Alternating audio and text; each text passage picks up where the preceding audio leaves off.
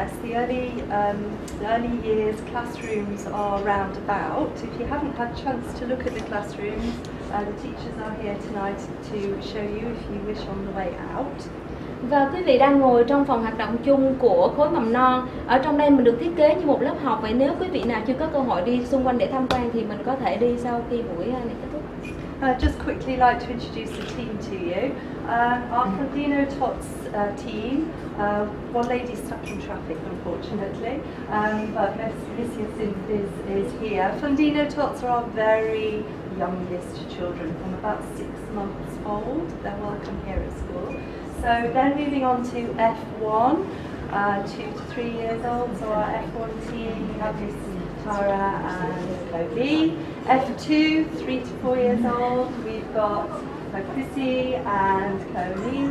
And then our F3 team, we've got Quinn and Kobe again, we've got Tara, and our early years coordinator, Miss Catherine here.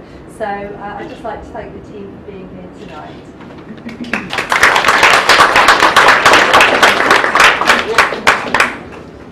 Now before we get started, just a couple of housekeeping points for you. Và trước khi chúng ta có thể bắt đầu thì chỉ có một số lưu ý nhỏ dành cho quý vị phụ huynh ạ. Toilets are down the corridor through the foyer on the left. Nếu quý vị nào có nhu cầu đi nhà vệ sinh thì mình đi thẳng ở phía lối hành lang này và phía bên tay trái ạ. We are not expecting the fire alarm to go off. However, if it does, we go down the corridor, out and onto the field. Chúng tôi không hy vọng sẽ nghe tiếng chuông báo cháy, nhưng trong trường hợp quý vị phụ huynh nghe tiếng chuông thì chúng ta sẽ nhanh chóng di chuyển dọc hành lang và đi ra ngoài ra phía phần sân cỏ. And now I'd like to introduce this evening's speakers. First of all, we're delighted to have Chin with us. Và tối ngày hôm nay chúng ta được chào đón một diễn giả đầu tiên đến với buổi hội thảo này, đó chính là cô Chin ạ. Chin's been associated with Bvis for a number of years, both as a parent and in a professional capacity as well. Cô Chin đã kết nối với trường chúng ta ở một số năm khá dài rồi, và hiện giờ cô đang là phụ huynh của hai học sinh ở trường. Bên cạnh đó cô cũng là chuyên viên. She's a specialist working with children and families and is based here in Ho Chi Minh City, currently working at Family Medical Practice with psychotherapy outpatients. Và hiện tại thì cô đang làm việc với các em học sinh và các gia đình ở Medical Practice ở thành phố Hồ Chí Minh mình luôn, với vị trí là nhà tâm lý học trị liệu. So I'm delighted to welcome you here this evening. And then Ms. Madeline, those of you who are part of Bvis already will know Ms. Madeline. She's our Key Stage 1 coordinator, been at the school since 2012. Và bên cạnh đó là cô Madeline, có thể rất nhiều quý vị ở đây biết mặt cô Madeline rồi. Cô là điều phối viên khối KS1 của trường mình. Madeline's taught right across the primary age range, and we're particularly fortunate in having her experience and expertise at Bvis because currently she's leading our unique phonics project. Với vị trí là giáo viên thì cô cũng giảng dạy ở tất cả các cấp lớp trong bậc tiểu học luôn. Và chúng tôi cảm thấy rất là may mắn khi có cô Madeline, bởi vì cô hiện giờ đang dẫn dắt một nhóm đang làm chương trình về phonics, chương trình âm vần song ngữ, đặc biệt chỉ có ở Bvis thôi ạ. So thank you very much, Madeline, and I'm going to hand over to her.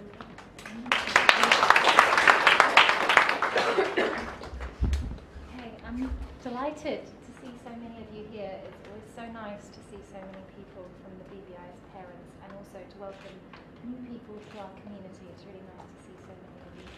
Tôi cảm thấy rất là vinh dự và hân hoan khi được thấy rất là nhiều phụ huynh đến đây, rất nhiều phụ huynh của Bvis và có nhiều phụ huynh mới nữa.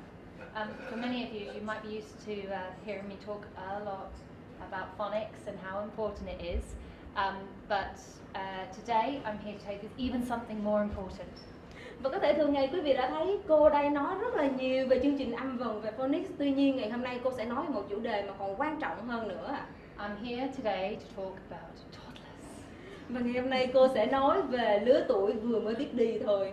I want to start tonight with just a little bit of introduction, a bit of background about some current research out there. Và trước khi cô bắt đầu thì cô muốn đi qua một số phần cơ bản về những nghiên cứu. Okay, so the first question we have is when does learning begin? Và câu hỏi đầu tiên đó chính là vậy thì khi nào thì việc học tập của các em bắt đầu? Now you may think about their first day at school, You know, year one, the teacher's there, or when they first come in and join Fundino Tots. Có thể quý vị sẽ nghĩ đến cái giai đoạn mà đầu tiên khi con mình vừa mới bước vào trường, khi có cô giáo chẳng hạn như là lớp 1, hoặc là sớm hơn nữa thì có thể là các bé vừa mới chập chững biết đi thôi. And this is a question that Annie Paul asked. She's a researcher and an author, and she talked to an audience at TED Talk actually in 2011, and she asked this question: when does learning begin? Và đây cũng là câu hỏi mà một cô Paula đặt ra ở trong chương trình TED Talk vào năm 2011. And she presented some studies from psychology and from biology that showed that learning in fact begins in the womb. Và cô đang nghiên cứu về rất là nhiều công trình liên quan đến tâm lý học cũng như sinh lý học, và cô cho rằng việc học hỏi đó của các em bắt đầu ngay từ khi các em còn trong bụng mẹ. So this is in fact way before that we ever imagined that learning begins. Và việc đó bắt đầu từ rất lâu trước khi mà việc chúng ta có thể tưởng tượng ra được, đúng không ạ? And this has really changed the way people view early childhood. Và những nghiên cứu của cô đã thay đổi rất là nhiều về cách nhìn nhận của tất cả mọi người về lứa tuổi mầm non.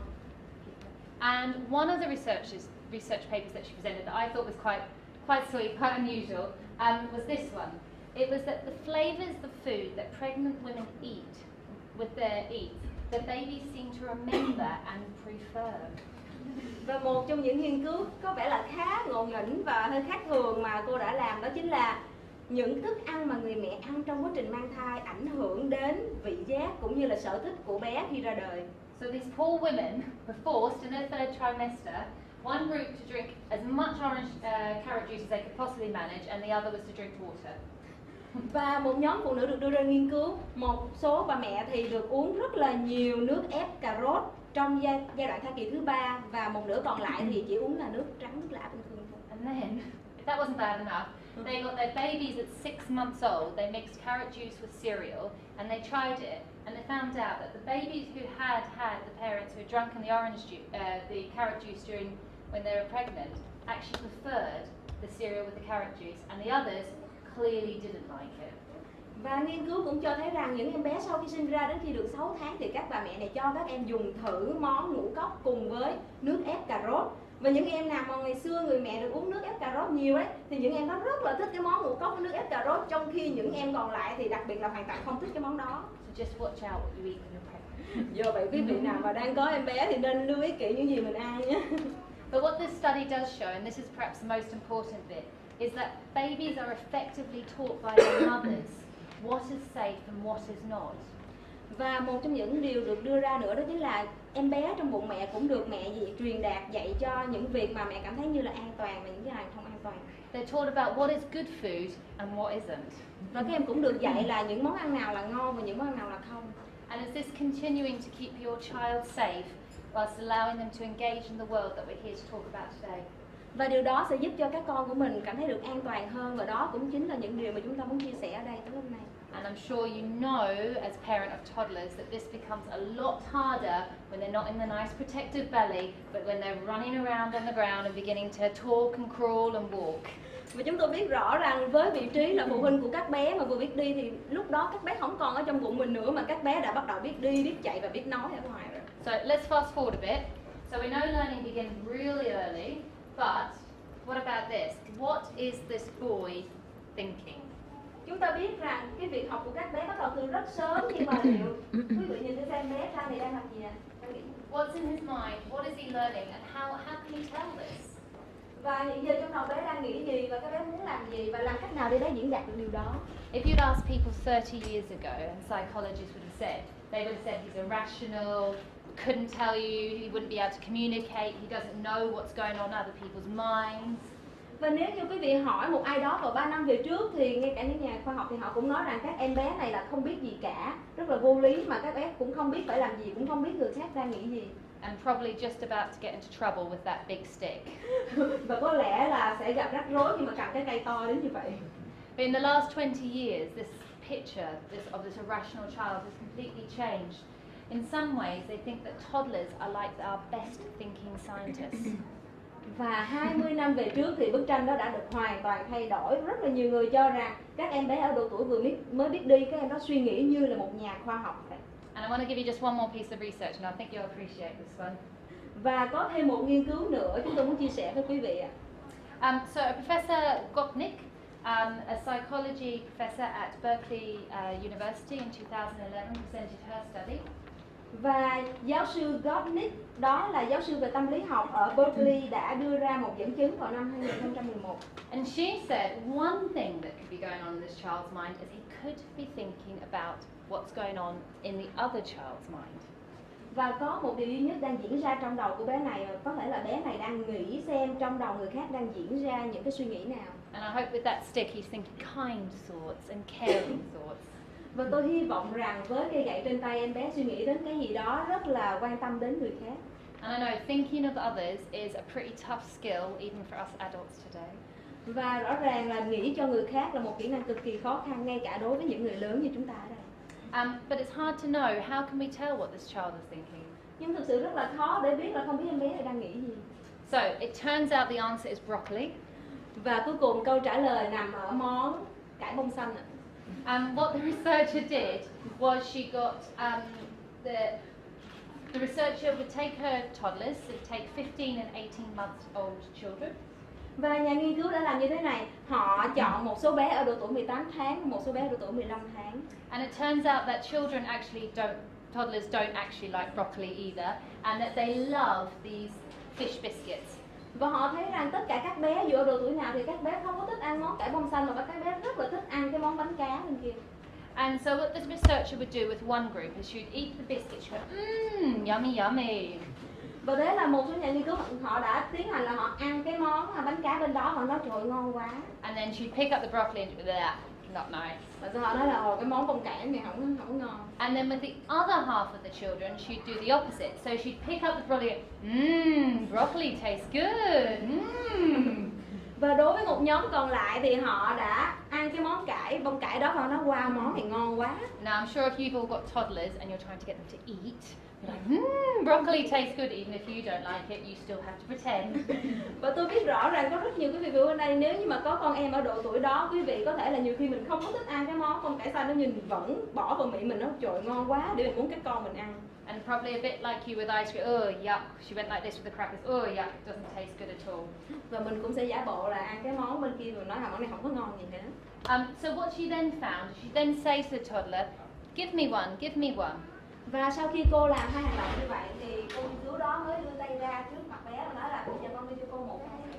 So the question is, does the toddler give her what they like, the fish crackers, or what they think she wants? Và câu hỏi đặt ra đó chính là không biết các em bé nhỏ đó liệu sẽ đưa cho cô đó cái món mà các bé rất là thích, đó là món bánh cá, hay là đưa cho cô cái món mà vừa nãy cô nói là cô thích. And what she found was that the 18 months, this is 18 months, barely walking, barely talking. Và điều cô nhận ra là ở các bé 18 tháng, các bé chỉ vừa biết đi thôi và chỉ vừa mới biết nói một ít thôi. Would give her what she liked. Và các bé đó có thể đưa cho cô đó món mà cô đó muốn. They would give her crackers if she liked crackers, and they would give her broccoli if she liked broccoli. Các bé sẵn sàng đưa cho cô món bánh cá nếu các cô thích bánh cá, và nếu các cô thích món bông cải xanh, các bé sẽ đưa cho cô món đó. And on the other hand, the 15-month-olds, và bên cạnh đó, kết quả ở các bé nhóm 15 tháng tuổi, they couldn't figure it out. She said they'd sit there and they'd stare at you for a bit like this, and they just couldn't work it out. And then eventually they'd just give you the fish crackers. Và kết quả này là các bé sẽ ngồi ở đó một tí xíu, phân vân nhìn thẳng vào mặt cô và không biết phải làm gì. Sau đó là bé sẽ lấy cái món mà bé thích là món bánh cá và đưa cho cô. So just think about this, when you think about your 18-month-old, your toddler, they've already figured out that other people think differently to themselves. Và quý vị có thể thấy rằng ở các bé ở nhà mình 18 tháng thôi, nhưng các bé có thể biết được là người khác muốn cái gì. And more importantly, that we don't all want the same thing. Và điều quan trọng là tất cả chúng ta không phải là chúng ta có cùng sở thích giống như nhau. And they actually thought about how they could help someone else get what they want. Và các bé có thể suy nghĩ được đến việc là các bé có thể giúp cho người khác đạt được cái người khác muốn. All this in an 18-month-old. Và tất cả những điều đó xảy ra một bé 18 tháng tuổi. And what's quite interesting then, as she went on to talk about the 15-month-old couldn't. So in 3 months, that child went from not being able to think about the other person, not being able to think about their food, to being able, in 3 months, their brain had developed that quickly that they developed those skills. Và quay trở lại với bé 15 tháng tuổi thì chúng ta có thể thấy là trong vòng 3 tháng ngắn ngủi đó thôi, từ một em bé không biết nghĩ cho người khác như thế nào, các bé đã thay đổi rất là nhiều và não bộ phát triển đến việc là các bé phải nghĩ được ý thức người khác như thế nào. And this has been demonstrated in hundreds and hundreds of studies, which means people are finally paying attention to our little ones and realizing that what they're learning, the experiences they're having are really, really important. Và có hàng trăm nghiên cứu khác được diễn ra để chứng minh rõ ràng rằng tất cả các bé đều có cái suy nghĩ riêng của mình và các bé sử dụng những vốn kinh nghiệm của mình. Okay, I know it's 6:30 at night, but I wanted to share this last slide with you before I hand over. This one was one of the slides that was shown to me in teaching college, and it has stuck with me throughout the years. Và có thêm một thông tin tôi muốn chia sẻ với tất cả quý vị, mặc dù là thời gian cũng đã khá trễ rồi. Okay, it's this one. So I just want to explain a bit about what this is about, and this is why it stuck with me. When a child is first born, their brain, the way their brain is formed, is largely dependent on the genetics that they have. Và khi một đứa bé được sinh ra thì não bộ của các em có hệ thống gen được kết cấu sẵn ngay từ ban đầu. And what happens is that the more that a child experiences a certain experience, that connection will be strengthened. The neurons, they fire in the brain and they strengthen that connection. Và càng nhiều vốn kinh nghiệm của các bé được tích lũy thì những kết nối trong não sẽ càng ngày được củng cố mạnh hơn. So you can see here, here's a newborn, here's 3 months, here's 6 months old. Look how much happens in that first period. Và như quý vị cũng có thể thấy những hình ảnh này cho thấy là não bộ của các bé thay đổi nhiều đến nhường nào trong khoảng thời gian từ khi mới sinh ra đến lúc 6 tháng. And they develop all of these connections, and then you can see they slowly start to drop off until they become adults. Và não bộ vẫn phát triển rất nhiều mãi đến khi các bé bắt đầu lớn lên là ít lại dần. And what actually happens here, around about this age and onwards, is they continue to strengthen the ones that are really important, the ones that keep getting stimulated, keep getting strengthened. Và điều quan trọng đó chính là ở cái độ tuổi này những cái kết nối nào ngày càng được củng cố nhiều hơn thì nó sẽ được lặp đi lặp lại và càng ngày càng mạnh hơn. And then as they get older and as they grow into adulthood, they start to prune. They start to, the ones that aren't being used so much, those start to fade away and they don't show up as much. Và càng ngày khi các bé lớn lên thì những kết nối nào các bé thấy hữu dụng và sử dụng nhiều thì những kết nối đó sẽ thấy nhiều hơn, còn những cái khác dần dần sẽ bị mất đi. So, a 3-year-old child has twice as many synapses as an adult. Và ở một bé 3 tuổi thì những kết nối trong bộ não của các bé gấp đôi ở cả người lớn. So watch out for those 3-year-olds. Hãy cẩn thận với những bé 3 tuổi. And a way that this researcher, Gottlieb, says to think about it is it's a bit like our toddlers, our research and developers. Here, they're going off and they're exploring everything and getting inputs from everything. They're off in the world, picking up all those different senses, firing all those different neurons. Và nhà nghiên cứu cũng cho thấy rằng ở độ tuổi này thì đó là cơ hội để mà các bé tương tác rất là nhiều với thế giới và các bé học hỏi rất là nhiều, trau dồi vốn kinh nghiệm, nên đó là cái giai đoạn mà các bé phát triển nhiều nhất. And then by the time that they reach adulthood, you then only have the ones that you've been really strengthening that whole time. And we're like a bit like the production. We now have the things that we need to work with and we now use them to make what we need. Và ngày càng lớn hơn thì chỉ có những kết nối nào mà được lặp đi lặp lại nhiều lần mới được củng cố nhiều hơn, cũng như là việc các bé luyện tập cái đó rất là nhiều. And that is why early childhood, and thank goodness they're finally realizing, that is why this period is so important to our children. Và đó là lý do vì sao mà rất may mắn chúng ta được biết được rằng cái độ tuổi này sự phát triển cực kỳ quan trọng. And when they showed me this in teaching college, I was quite young, and they showed me this and I thought, wow, that's a really big responsibility. It's a really tough job to ensure that all those ones that you want them to keep, all those experiences, all that research that they're going out and do, that they carry that forward into adulthood. Và khi mà cô được học ở bậc học, khi mà được đi học thì cô khi nhìn cái này thì cảm thấy trách nhiệm của mình rất là nặng nề. Đó là làm thế nào để mà trau dồi thật là nhiều để độ tuổi này các em được tích lũy rất là nhiều vốn kinh nghiệm để mang những kết nối đó đi lớn lên. There's a common saying that there is no manual on how to raise a child. Và có nhiều người nói rằng sẽ không có một cái sách hướng dẫn nào cho tất cả quý vị phụ huynh về cách nuôi dạy con của mình. But that doesn't mean there's not incredibly valuable resources out there.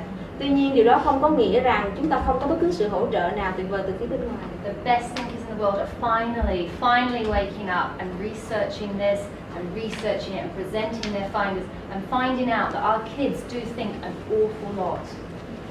Và rất là nhiều nghiên cứu cho rằng các bé của chúng ta còn làm được rất là nhiều thứ. Your child is growing. Các bé đang lớn dần lên ạ. And getting them started on the right path is really important. Và để đưa cho các bé, định hướng cho các bé bắt đầu đúng, đó là một điều cực kỳ quan trọng. So before I introduce our speaker tonight, I just want to go through what's going to happen. We're going to have, Chin's going to come and talk to us about the introduction to the child development stages, the stages that you will be experiencing or are experiencing with your child. Và đầu tiên chương trình của buổi tối nay, một tí nữa đây cô Trinh sẽ chia sẻ với chúng ta một số thông tin về việc phát triển của các bé ở độ tuổi quan trọng này. And then the most important bit, the activities that you can do with your darlings. Và sau đó là những hoạt động mà quý vị có thể thực hiện đối với con ở nhà. And then we're going to have a quick break, and this is a time to stretch your legs, have some of the food, and also to do a bit of a challenge. Và sau đó chúng ta sẽ có một ít phút giải lao để mà có thể trao đổi, thảo luận với nhau. And I'll be handing out. We've got a handout today with lots of useful information that we've put together with myself and Chin about what things we've talked about today. Và quý vị cũng sẽ được nhận một tờ tài liệu về nhà với rất là nhiều thông tin mà cô và cô Trinh đã đúc kết lại và chia sẻ. And then we'll come back for a question time where you can answer any questions, and Chin and myself will be around at the end if you have any further questions. There's also an opportunity for you to have a look in the classrooms as well. Và sau đó thì quý vị sẽ có cơ hội đặt câu hỏi và cô Trinh và cô Madeline sẽ là người trả lời, cũng như quý vị có thể tham quan lớp học. Okay, so today I have the great pleasure of introducing Chindy. She works in, as Rosie said, in Ho Chi Minh City with families, and she's a registered psychotherapist. Và chúng tôi xin được hân hạnh giới thiệu cô Trinh là cô chính là nhà tâm lý học chuyên nghiệp. And what I find most fascinating, it was really interesting meeting with Chin and discussing tonight, talking about what we were really excited about to present to you. One of the things that I found most interesting was listening to Chin talk about her work, in particular her work with adolescents. Và chúng tôi cảm thấy rất là hào hứng khi được mời cô Trinh đến đây để chia sẻ với tất cả quý vị về công việc của cô. And I think this will probably ring with you. One of the things we were talking about is, if only I had known. When you have an adolescent, if only I had known. When they were a toddler, when they were 3, when they were 4, if only I had known, I would do something different. And maybe this period, this adolescent period, would maybe be a little bit smoother. Và có một câu nói mà khi mà thảo luận với cô Trinh, cô nhận ra được rằng có rất là nhiều việc ở độ tuổi vị thành niên, nếu như giá mà những phụ huynh ở độ tuổi có bé ở độ tuổi vị thành niên đó biết trước được rằng nên làm những gì đối với con mình ở độ tuổi này, thì có thể việc giảng dạy và dạy dỗ cho con ở độ tuổi đó sẽ dễ dàng hơn. She has tremendous insight. I was totally blown away and really excited to hear things she says. So I'm absolutely delighted to welcome you. Cô Trinh có kiến thức vô cùng rộng lớn và chúng tôi cảm thấy rất là hân hoan và cảm thấy rất là vui mừng khi được chào đón cô Trinh đến đây tối ngày hôm nay.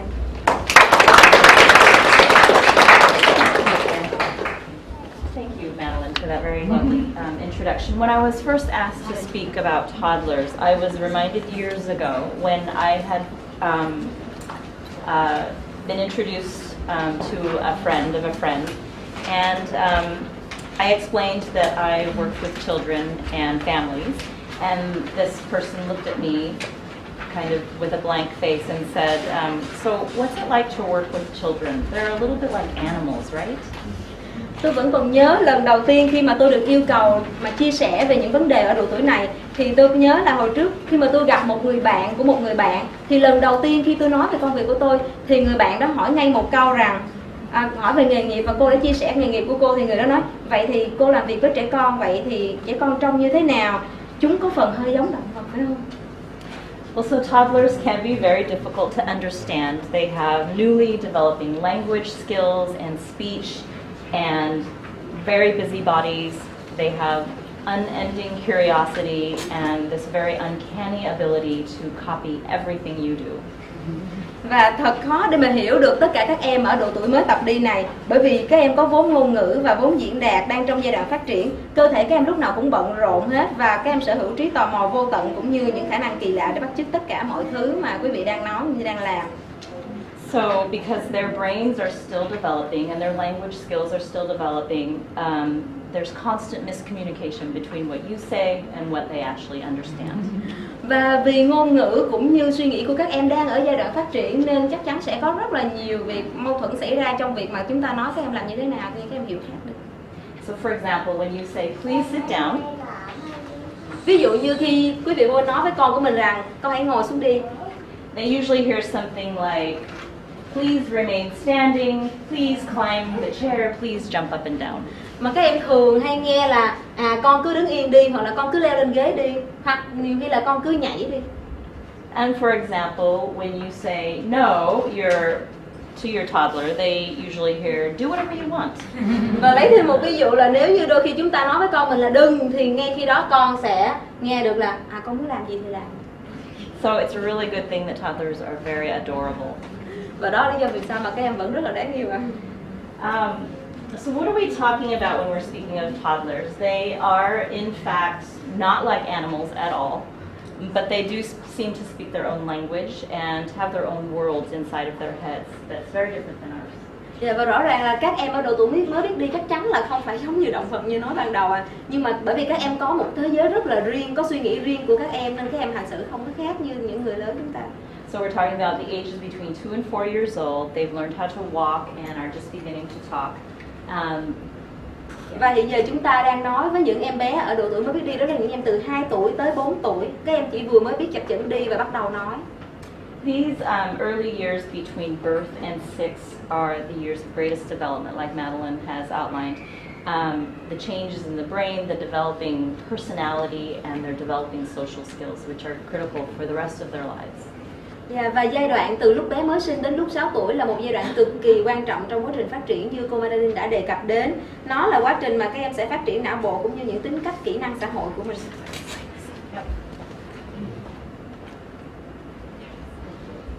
So they're changing on every level: physical, cognitive, language, personal, emotional, social, every level. And social psychologists will agree that again, these are the most critical years of development. Và các em thay đổi ở tất cả các lĩnh vực luôn, về thể chất, về nhận thức, ngôn ngữ, tính cách, tình cảm, cảm xúc cũng như các mối quan hệ xã hội. Và các nhà khoa học xã hội cũng đồng ý rằng 6 năm đầu tiên đó là những năm cực kỳ quan trọng trong quá trình phát triển của một đứa trẻ. And when I'm speaking of development, I mean that they are learning and still practicing and maybe accomplishing some of these skills. Và khi tôi dùng từ phát triển đó có nghĩa là các em vẫn còn đang học, vẫn còn đang luyện tập và đôi khi các em đang hoàn thành được một số thao tác nào đó. So I'm going to share with you today what toddlers are learning and doing during each of these areas. If you have a toddler at home, you will recognize some of these behaviors, or if you don't, they may or may not be doing some of these things. And it's helpful to know so that you can continue to teach them and encourage them to do these things. Và như chúng tôi đang nói ở đây, nếu như quý vị nào ở nhà có một em bé 3 tuổi đang làm một số hành động nào đó mà trong lúc tôi nói ở đây, nếu như các bé của nhà của mình không có làm giống như vậy thì quý vị cũng đừng lo lắng, bởi vì là các bé vẫn đang trong quá trình tiến hành và đang luyện tập lần nữa. Yeah, so remember that all children are developing at different rates, so if your child is not yet doing it, don't panic. It just means they're still working it out. Và các bé ở nhà mình nếu như vẫn chưa làm thì giờ các bé vẫn còn đang luyện tập rất là nhiều và các bé vẫn cố gắng để làm. Quý vị đừng có lo lắng. So physical development, physically they're walking and running without falling. They're walking up and down stairs, 1 foot at a time. They're able to jump with both feet, kick and throw a ball, catch a large ball, and learn how to pedal a bicycle. Và về sự phát triển thể chất ở độ tuổi này, các em sẽ tập đi bộ, các em sẽ đi mà không bị té, đi bộ lên hoặc xuống cầu thang từng bước, nhảy với 2 chân, đá và ném bóng, bắt được những quả bóng lớn, và các em cũng tập cách đạp xe đạp 3 bánh. And some kids are wanting to climb. Some or most kids at this age are wanting to climb and swing. Và rất là nhiều bé thích leo trèo.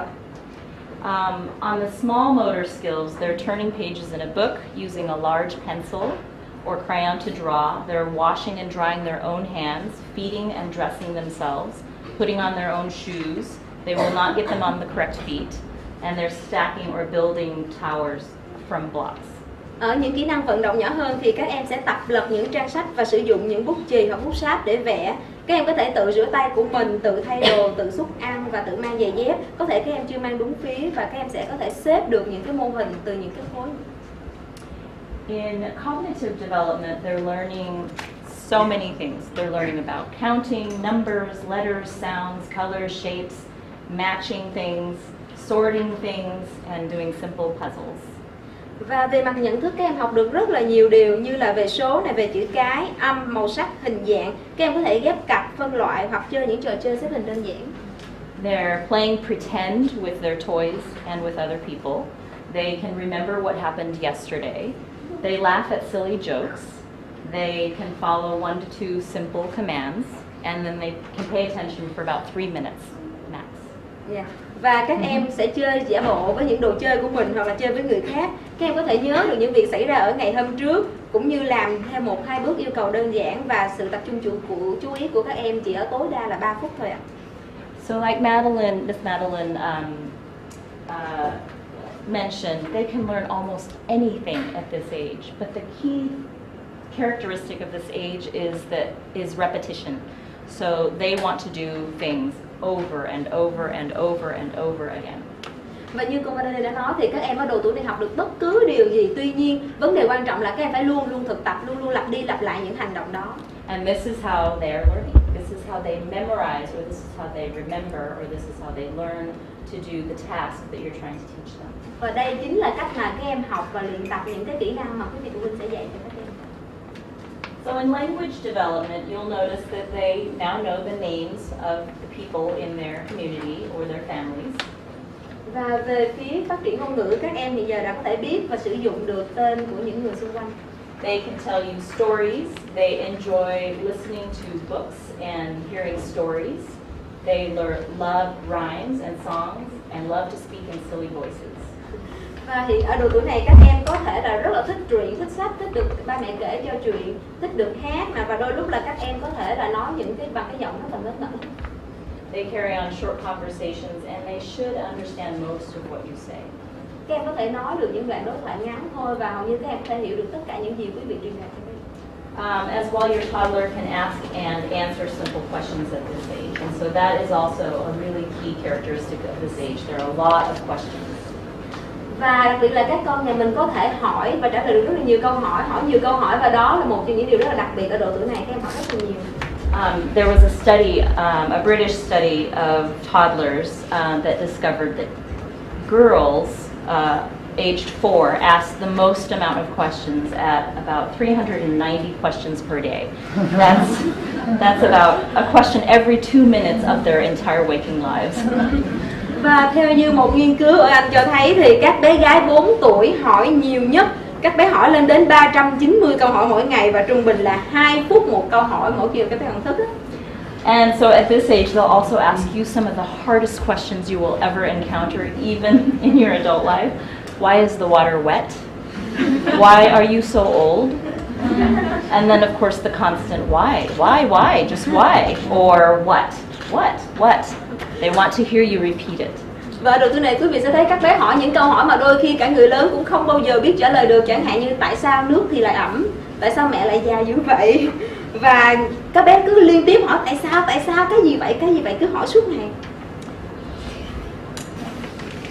In personal development, they are doing all kinds of things for themselves. So they are learning their toilet training, learning personal care like combing their hair, how to brush their teeth. They're learning how to feed themselves and dress themselves. So don't forget to let them do those things. Và ở độ tuổi này thì về phía phát triển cá nhân, các em cũng có thể tự chăm sóc được bản thân của mình. Các em có thể tự đánh răng được, tự xúc ăn được và thay quần áo được. Do vậy quý vị phụ huynh hãy tạo cơ hội cho các con em mình thực hiện những việc đó. So at this stage, they become open to trying new things and learning more information and wanting to be independent. Và ở độ tuổi này các em cũng sẵn sàng trải nghiệm rất là nhiều cái mới mà các em muốn trở nên tự lập hơn. I remember my kids at this age, they were constantly saying, I do it, my try it. Và tôi vẫn nhớ là con của tôi lúc mà ở độ tuổi này á, bé vẫn hay nói là để con làm cho, để con thử cho, để con làm. And in emotional development, they can show a range of emotions. They understand basic feelings like sad and happy, scared and excited. Và ở khía cạnh phát triển cảm xúc, các bé ở độ tuổi này có thể thể hiện được nhiều cung bậc cảm xúc khác nhau và hiểu được những trạng thái cảm xúc cơ bản như là buồn, vui, giận dữ, lo sợ. And they show affection to people without you asking them to, like spontaneously hugging a friend or putting their arm around someone.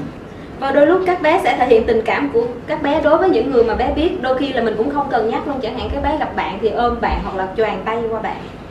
And at this age, just so you know, they do understand that some actions are wrong. So they can feel sorry for that. So keep that in mind. They may not show you that they know this, but they do know what they're doing is wrong. Và các bé nhà mình cũng hiểu được một số hành vi nào của mình khi làm là sai, và khi đó các bé sẽ cảm thấy có lỗi. Tuy nhiên có thể các bé sẽ chưa thể hiện ra được điều đó, nhưng quý vị nên lưu ý là các bé đã biết rồi. And in social development, they're extremely busy. They're practicing playing with others. That's the most important thing at this age. They're cooperating, they're learning how to share, they're asking for help. Và ở độ tuổi này các bé đã thiết lập các mối quan hệ xã hội, các bé chơi với những bạn xung quanh và chia sẻ đồ chơi của mình và giúp đỡ các bạn. They say or do silly things to make other people laugh. Và đôi lúc các bé sẽ làm những việc khá là buồn cười để cho những người xung quanh mình mắc cười. So mostly they copy other people, what they say and what they do, so they will do exactly what you do. Và hầu như là các bé bắt chước tất cả những điều mà chúng ta nói cũng như chúng ta làm, nên các bé sẽ làm y hệt như vậy. Like putting their hands on their hips. Cũng như hành động cô vừa làm vậy, nếu như mà chúng ta chống nạnh lên như vậy thì các bé cũng sẽ làm giống y như vậy. Or scolding their pets. Hoặc là đôi khi là mình la những con thú vật trong nhà. And it can be absolutely funny and adorable, but you have to remember that you have to be careful what you say in front of your toddler. Và điều đó có thể chúng ta sẽ thấy là rất là buồn cười và đáng yêu. Tuy nhiên chúng ta cần lưu ý những gì chúng ta nói hoặc là làm trước mặt các con. Because it may not seem like they're really paying attention, but they are listening and copying everything that you are doing and saying. It's logging in their little brains. Có thể quý vị sẽ thấy là con không có để ý, nhưng mà thực ra là các bé đang thực sự là nhìn thấy và nghe thấy những điều đó, và những thông tin đó đang từ từ cập nhật vào não của các bé. So if you think something is funny that they're doing now, you have to imagine them doing it when they're 9 years old, or when they're 12 years old, or when they're 16 years old, and that's when you have to ask yourself, will it be cute then? Và nếu như quý vị thấy con mình làm một cái việc gì trong nhà đó, quý vị hãy tưởng tượng là đến năm lúc mà 6 tuổi, 9 tuổi, 12 tuổi, các bé làm giống y như vậy thì khi đó mình có thấy dễ thương nữa không? Because that's when you'll want to bring them to me if they're still doing those behaviors. Và nếu như lúc đó mà con quý vị vẫn làm những hành động giống như vậy thì chắc là đến lúc quý vị phải dắt con đến gặp cô rồi. Alright, so knowing those things, that what's going on for your toddler, what he's learning to do, what he can do, what he's capable of doing, and what kind of trouble he can get into, is really helpful for all of those things. So you can discourage some behaviors and you can encourage other behaviors. Hiểu được những điều mà các con làm cũng như những cái thành quả mà các con đạt được thì chúng ta có thể dựa vào đó để mà củng cố, khuyến khích con hoặc là can ngăn con làm những việc gì đó. So I'd like to back up and talk about a very important element in parenting that is critical in your child's success, and that is attachment and bonding. Và một trong những nhân tố giữ vai trò cực kỳ quan trọng trong việc phát triển cô bé đó chính là sự gắn kết và sự gắn bó.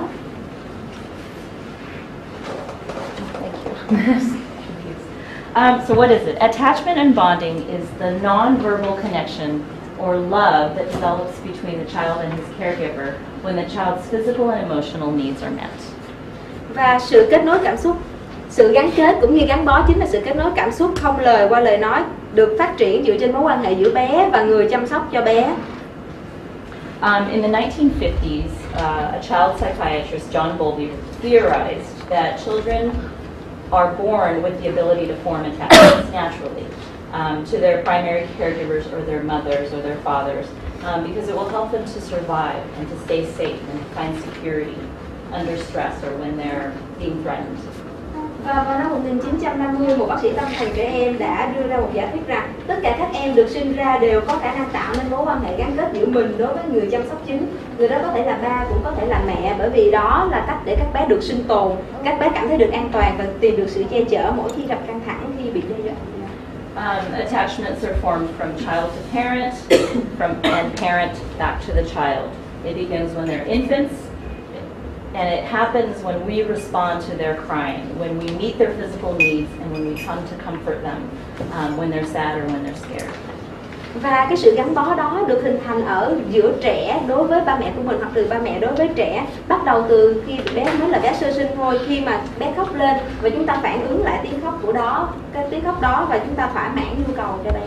And it also happens when we talk and laugh with our children, when they're happy and try to make them happy, and even when they're babies when we're doing this. Và điều đó cũng xảy ra khi mà chúng ta cười với con rất là nhiều, nói với con rất là nhiều ngay cả khi con còn rất là nhỏ. So attachment and bonding is basically your positive relationship, that connection that you have with your child. And this bond continues to grow and develop over time. So as they grow older, instead of responding to their cries, we explain and we teach and we expose them to new things while we're keeping them safe. Và mối liên hệ này sẽ tiếp tục phát triển nhiều hơn khi chúng ta thỏa mãn những nhu cầu đối với các bé. Thêm vào đó, mối liên kết này sẽ lớn dần và phát triển theo thời gian khi chúng ta ngày càng giải thích và dạy cho các bé những điều mà khi bé học được khi lớn hơn. At about 7 or 8 months of age, children usually develop a preference for one or two people. And they'll cry, for example, if they're handed over to a stranger or someone they don't know. In English, we call this stranger danger. It just means that this is a normal time of development when kids become familiar and attached to one person. Và ở độ tuổi khoảng 7-8 tháng, khi đó là các em sẽ thường hay khóc khi mà chúng ta đưa em cho một người lạ nào đó. Và cô có đưa ra thuật ngữ là thể mà mỗi lần mà các em mà gặp người lạ đó là nguy hiểm. Do đó các em hay khóc. And they usually grow out of this about somewhere between 15 to 18 months of age. Và điều đó sẽ xảy ra đến khi mà các bé đạt được độ tuổi là khoảng 15 tháng. So by the time your child is a toddler, they begin to form attachments to a variety of people, a multiple number of people, like grandparents and relatives and nannies and teachers, other people in their lives. Và khi mà các em bước vào độ tuổi của biết đi thì khi đó các em đã thiết lập được rất là nhiều mối quan hệ đối với những người xung quanh như là ba mẹ, là người thân, rồi các thầy cô.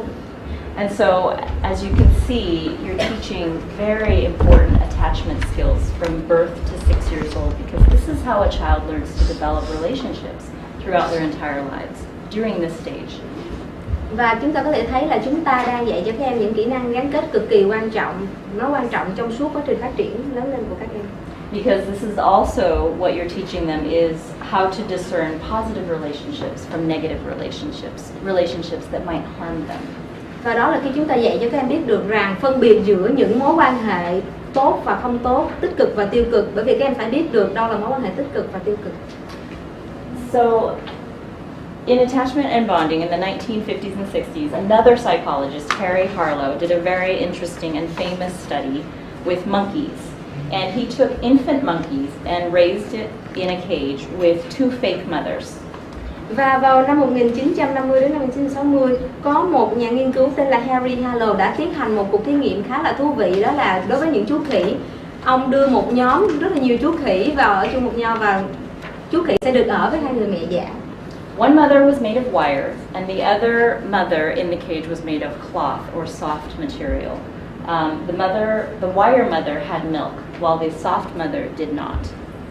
Và trong đó thì một người mẹ giả đó được làm từ những cái sợi dây, và người mẹ giả kế bên kia thì được làm từ những miếng vải hoặc là vải mềm hoặc là khăn mềm. Người mẹ mà làm bằng dây đó sẽ cho chú khỉ sữa, còn cái người mẹ mà làm bằng vải đó thì sẽ không cho chú khỉ sữa. So the mothers were placed in separate parts of the room, and he observed that all the monkeys in his study spent more time with the cloth mother than the wire mother. Và hai người mẹ đó sẽ được đặt ở hai vị trí khác nhau trong cùng một căn phòng, và người ta cũng nhận thấy rằng những chú khỉ đó dành rất là nhiều thời gian ở với cái người mẹ mà bằng vải. So the baby monkeys would run to the wire monkeys or the wire mothers when they were hungry, but they would immediately return to the cloth mothers. Và những chú khỉ đó mỗi lần mà đói là sẽ ngay lập tức chạy ngay đến cái người mẹ làm bằng cái sợi dây đấy có nhiều sữa, rồi còn đến khi mà no rồi thì quay ngược trở lại người mẹ bằng vải. And so then if a frightening object or something scary came into the room, the baby monkey would run to the soft mother for safety and security. Và ngay khi nào có bất cứ một cái yếu tố nào mà chú khỉ đó cảm thấy nguy hiểm xuất hiện trong phòng thì chú khỉ sẽ ngay lập tức chạy về phía người mẹ bằng vải. So from his studies, he decided the most important factor in attachment and bonding was not food, was not shelter, was not clothing or education or physical needs, but nurturing, comfort and love and communication. Và những điều mà người ta rút ra được rằng vấn đề cực kỳ quan trọng trong việc xây dựng một mối liên kết đó hoàn toàn không phải chỉ là thức ăn, không phải là những điều kiện vật chất mà chúng ta cung cấp, mà đó chính là sự nuôi dưỡng, những tình yêu thương cũng như sự gắn kết giữa hai người với nhau. And I don't know if you can read this, but this is a cycle of how attachment works. In this first circle, the child has a need, so your baby infant has a need. The child communicates that need. When they're an infant, they're crying and they're letting you know that there's something uncomfortable. It's time to eat, or they're dirty, or they're sleepy. And then, as they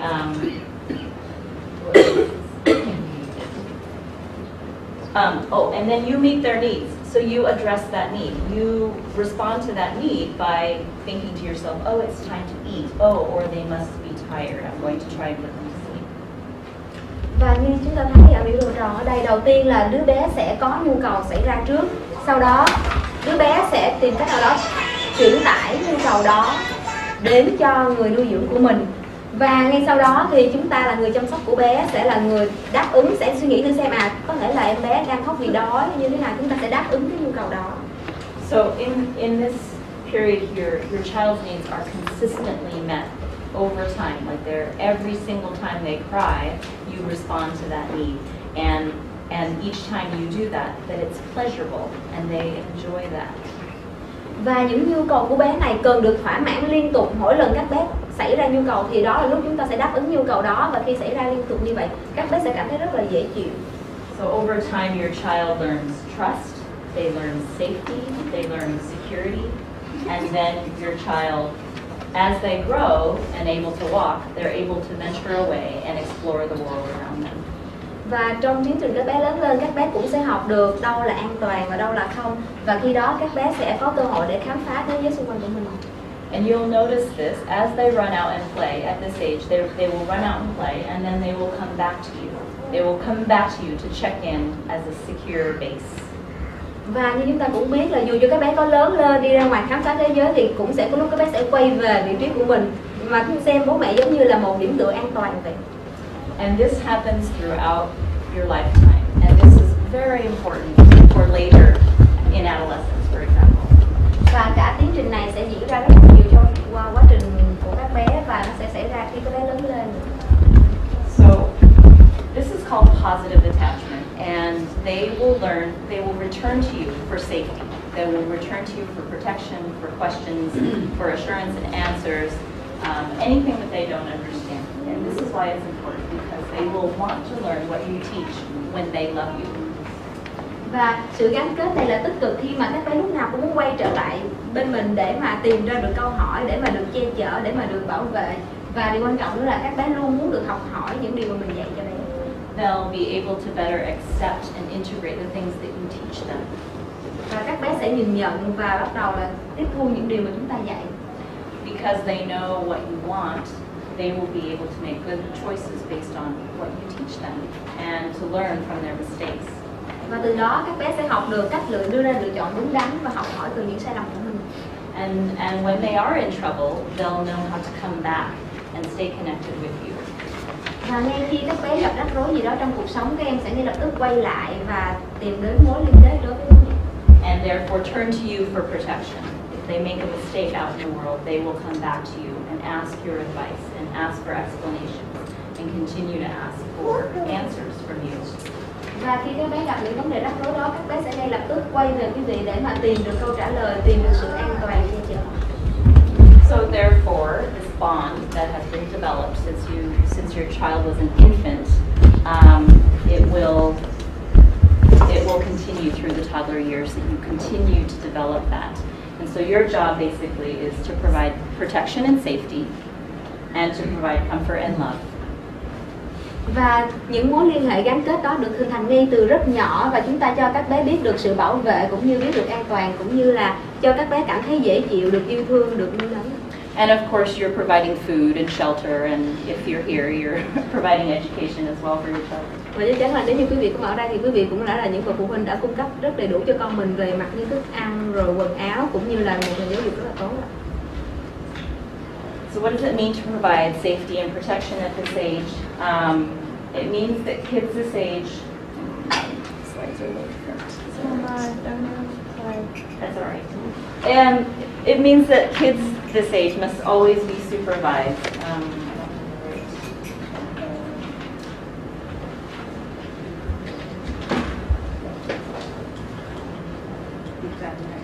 Pardon. That's all right. Is that all right if I just? Yep. Okay, I'll just talk. So Kids this age must always be supervised. Toddlers can get into a lot of trouble.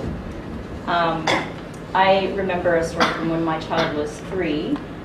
He had just learned to open doors in the house, and I was off doing something, and he was wandering around the house, and it was quiet, and so I thought everything was all right. But then I walked out, and I saw this trail of flour leading through the entire house. And when I got to the end of the trail, I saw him carrying a bag of flour that had trailed all throughout the house. Và chúng ta có thể thấy là những cái bé mà ở độ tuổi này, các bé thực sự là cần sự quan tâm che chở. Tuy nhiên các bé cũng cực kỳ cần ở chúng ta sự giống như là giám sát các bé. Cô đưa ra một ví dụ ở con của mình.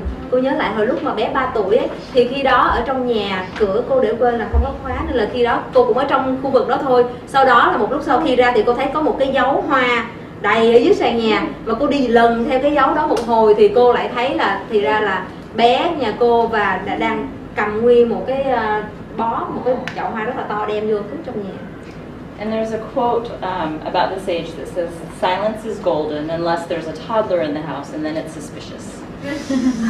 Và có một câu nói rất là hay về điều này, giống như chúng ta từng biết là sự yên lặng là vàng. Tuy nhiên nếu như trong nhà chúng ta có một em bé vừa mới biết đi thì điều đó thực sự là đáng nghi ngờ lắm ạ. So you need to set clear and simple safety rules. When you make rules for this age, it is better to teach what to do rather than what not to do. As we know, if you say don't do this, they will do it. Do vậy điều rất là quan trọng là khi chúng ta dạy độ tuổi này, chúng ta phải cần lưu ý rất là kỹ là chúng ta nên nói cho các em điều nên làm chứ không phải điều không nên làm. Như đề cập ban đầu thì nếu chúng ta hay nói không thì các em sẽ làm điều đó. For example, so make rules like chairs are for sitting on. Và giống như chúng ta sẽ làm một cái nguyên tắc trong nhà, chẳng hạn như ghế là dùng để ngồi. Hands are for hugging, not for hitting. Tay thì dùng để ôm chứ không phải là dùng để đánh. So safety rules then are not negotiable. Don't compromise on a safety rule. For example, if the rule is don't run in the street, they are told and taught and supervised not to run in the street over and over and over. Nguyên tắc an toàn là nguyên tắc cực kỳ quan trọng, và những giới hạn đó là chắc chắn không thể nào thương lượng được. Do vậy, nếu như chúng ta đã thỏa hiệp về an toàn với các con, chẳng hạn như chúng ta đưa ra nguyên tắc không được chạy ra ngoài đường, thì khi đó chúng ta phải liên tục, chúng ta phải nhìn xem và giám sát để mà chắc chắn là các em không làm điều đó. So chances are they'll do it anyway, but it's important that they understand, and you must understand that you have to do whatever you can to keep them safe. Và sẽ có khả năng là các em vẫn sẽ làm điều đó, nên quý vị sẽ thực sự là cẩn trọng và chúng ta sẽ luôn luôn đảm bảo được rằng chúng ta đảm bảo an toàn cho các con. And finally, because attachment is so critical during this period, they're also possibly making negative attachments, and they're not understanding what those are. So your job is to discern the other people around you in your community, at school, other friends, other parents as well, and to protect them from harmful people. Và do sự gắn bó này rất là quan trọng, do vậy chúng ta cần phải tạo cho các em một môi trường mà có những mối quan hệ tích cực để các em không phải gặp những mối quan hệ tiêu cực. Và đó là nhiệm vụ của tất cả quý vị phụ huynh để phân biệt được những người nào nên ở xung quanh con mình, tạo nên môi trường để bảo vệ các bé khỏi những mối nguy hiểm. And so because this is such an exploratory age, allow them to climb and run and jump and be physical. Be there to guide and catch and comfort them when they fall. Và đây là tuổi của sự khám phá, thưa quý vị. Hãy cho các con em của mình leo trèo, chạy nhảy, chơi đùa hoặc là phát triển thể chất. Chúng ta sẽ ở bên cạnh để hướng dẫn, hỗ trợ và giữ cho các con an toàn, cũng như xoa dịu các con mỗi khi các con bị ngã. And they will fall. And it's okay. So when children fall, they learn how to get back up. So some kids are bigger risk takers than others. They will want to climb higher and jump farther, and they're just more physical kids. Và các con có thể sẽ bị ngã và điều đó cũng không sao. Chúng ta hãy cho các con tự đứng lên. Một số bé có thể sẽ gặp nhiều rủi ro hơn những bé khác, và một số bé phát triển thể chất mạnh hơn những bé khác, cũng như một số bé có thể nhảy cao hơn, nhảy xa hơn những bé khác. You just need to give them more guidance and teach them how to do it safely. Và chúng ta chỉ cần hướng dẫn các bé nhiều hơn nữa để các bé có thể làm được những điều đó một cách an toàn. And we already know that these kids will need more watching and more supervision, and sometimes it just may mean that these kids will have more bumps and scrapes as they're growing up. Và điều đó có nghĩa là các bé đó đặc biệt là cần được quan sát nhiều hơn, cần được giám sát kỹ hơn, hoặc đôi khi điều đó cũng chỉ có nghĩa là các bé đôi khi sẽ bị va chạm nhiều hơn, bị trầy xước nhiều hơn. And hopefully during this age, you will be there to comfort them and to reassure them that they'll be okay. And then they will become better at picking themselves up. Và hy vọng rằng ở độ tuổi này quý vị sẽ dành thời gian để ở bên cạnh con để mà xoa dịu cũng như trấn an cho con biết rằng con vẫn ổn, và cuối cùng con sẽ cảm thấy phấn chấn hơn. And so what does nurture look like? Use encouragement while they are learning a task or learning something new. Use praise when they have mastered the skill and that they've been working on. Vậy thì nuôi dưỡng con nghĩa là như thế nào? Chúng ta sẽ sử dụng những lời động viên tích cực trong suốt quá trình trẻ làm việc cũng như học hỏi những điều mới. Chúng ta sẽ khen con khi con hoàn thành tốt một nhiệm vụ nào đó. So like when they're learning to share a toy with a friend, when they've learned, just mastered like how to kick a ball, or when they remember someone's name. Và chúng ta sẽ khen con chẳng hạn như khi con biết đá một quả banh, hoặc là con biết chia sẻ đồ chơi với người khác. During this stage, it's important for you to teach words, teach lots of words over and over and over. So teach them words to label and express their feelings, and teach alternative ways to dealing with negative feelings instead of hitting and biting, which is really common at this age. Và ở độ tuổi này chúng ta cần dạy cho các con rất là nhiều từ, thật nhiều từ để các con có thể gọi tên, có thể thể hiện được cảm xúc của mình và chọn ra một số giải pháp thay thế mỗi khi các con gặp những cảm xúc tiêu cực.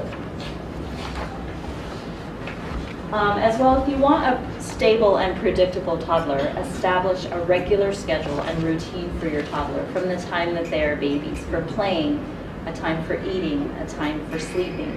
Toddlers strive on what they thrive. On what to expect.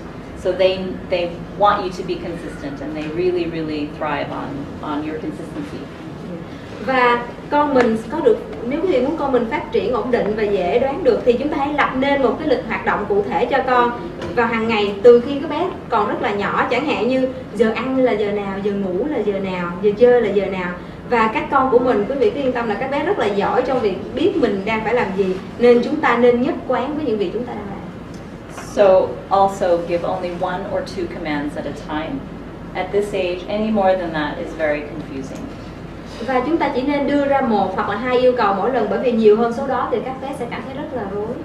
And then each time you do it, show them how to do it by showing and then telling and then showing and then telling and then step back to let them practice.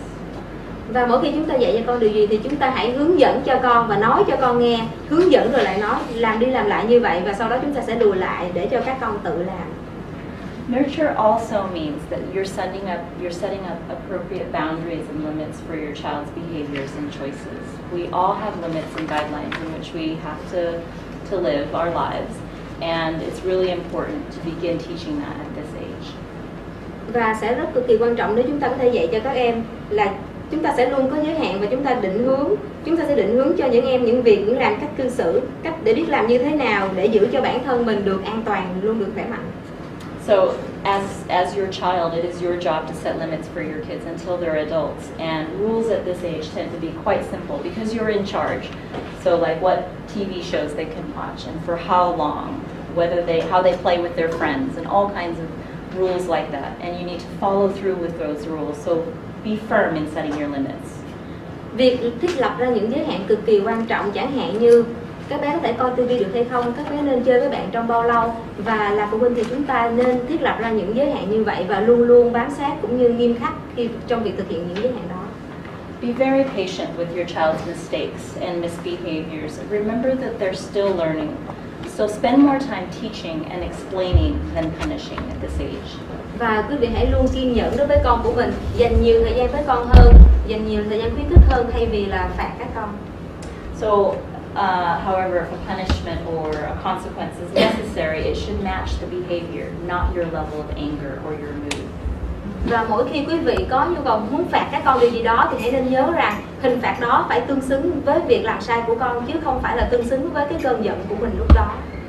And if you're angry, wait until you're not angry anymore to discipline.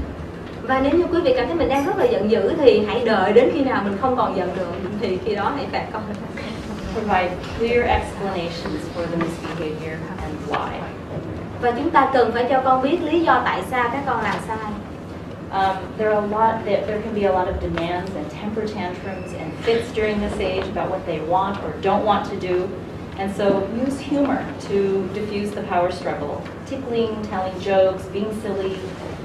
Và đôi lúc là các con làm sai và chúng ta hãy sử dụng những cái khiếu hài hước của chúng ta để làm cho các con quên đi chuyện đó. But if you're doing this, make sure they know you're in charge.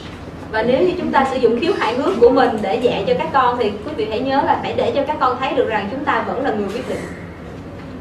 Encourage your child to do things for themselves so they can learn how to do it. Toddlers love to learn new things and how to do things for themselves. Independence is a really important characteristic of the stage, and learning how to do things will help build their confidence and self-esteem. Hãy để cho các con mình tự lập. Các bé ở độ tuổi này rất là thích tự lập, thích được tự tay làm tất cả mọi việc và điều đó sẽ phát triển ở các bé tính tự lập cũng như sự tự tin. Feed your child's learning and curiosity with information and explanations. Ask them questions about how they think things work to encourage their problem-solving skills and their thinking process. Sự phát triển của các bé ở tính tò mò cũng rất là lớn ở giai đoạn này, do vậy chúng ta cần nên đặt câu hỏi rất là nhiều đối với các bé. Tại sao nó lại làm như vậy? Đặt rất là nhiều câu hỏi tại sao, bởi vì nó sẽ phát triển cho các bé. And of course, give lots of hugs and kisses and snuggles, laugh and joke and have fun. I hope I don't have to say anything about how to do that. Và chúng ta hãy ôm các bé thật nhiều hôn con và hãy chơi đùa với các con nhiều hơn nữa.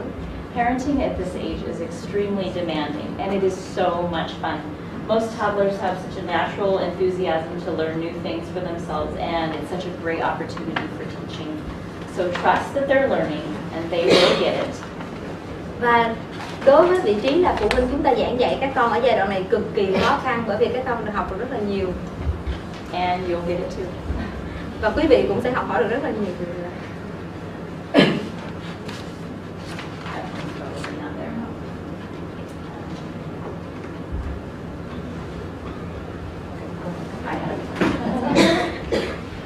Wow, a lot of information to take in.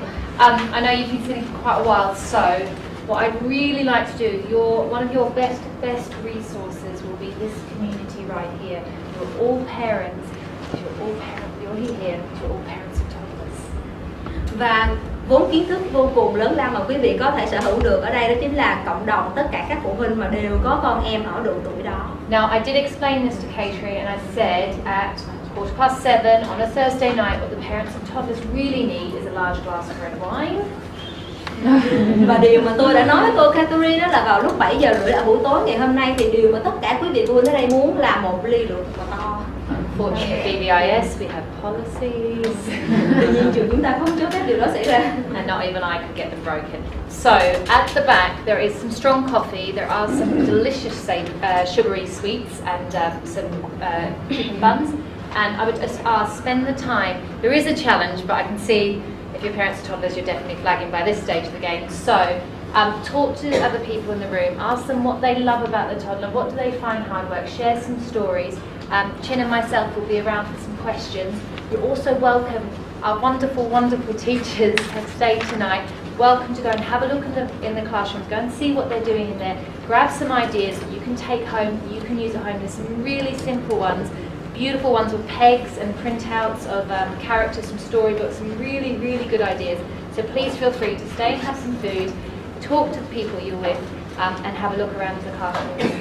Và thay vì rượu thì hiện giờ chúng ta có rất là nhiều cà phê cũng như thức ăn ngọt ở phía sau, quý vị có thể tự dùng. Tuy nhiên trong quá trình quý vị di chuyển cũng như giao lưu trao đổi với nhau thì cô có đưa ra yêu cầu là chúng ta có thể chia sẻ về những điều mà chúng ta, thứ nhất là chúng ta thích gì ở con của mình, hoặc là chúng ta gặp khó khăn gì khi trong vấn đề nuôi dạy các bé ở độ tuổi đó. Do vậy quý vị có thể trao đổi lẫn nhau, và đặc biệt là ở đây cô và cô Trinh sẽ ở đây sẽ hỗ trợ cũng như trả lời câu hỏi. Đặc biệt là có rất là nhiều các cô giáo ở khối mầm non nữa, các cô sẽ hướng dẫn cho quý vị, hoặc là quý vị vô lớp coi những cái chi tiết trang trí gì đó. So good. So we won't come back down. I can't believe it. She keeps going. So we won't come back down and sit. Me and Jim will just be around for any questions that you have. Before we do that, I just hope that you've enjoyed this as much as I have. It's been excellent. Chin, thank you very much for your insight into toddler development. and for sharing those important messages with all of us here who work with children and live with young children. So, just a little thank you at this stage for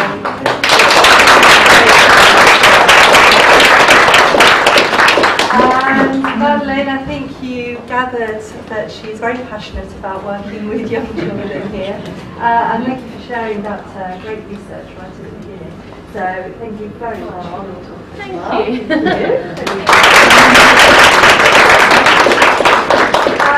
And I'm always full of admiration for my skills as a translator. Those of you who are bilingual yourselves know what a difficult task she has performed tonight. So big thank you for your task as translator.